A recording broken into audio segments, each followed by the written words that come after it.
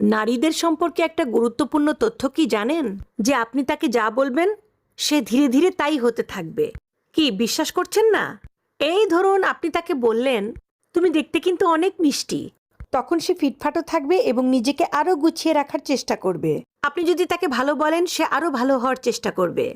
আপনি যদি বলেন যে তোমার মনের মধ্যে অনেক মায়া দয়া, ভালোর জন্য তুমি অনায়াসেই যে কোনো কিছুই কোরবানি দিতে পারো, তখনই সে সেটা আয়ত্ত করতে শুরু করবে।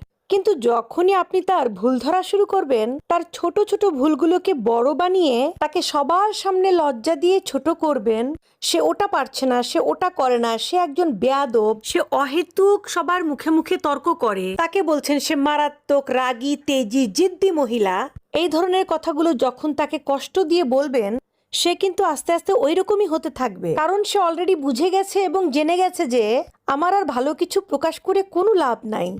সবার সামনে যেহেতু আমাকে খারাপ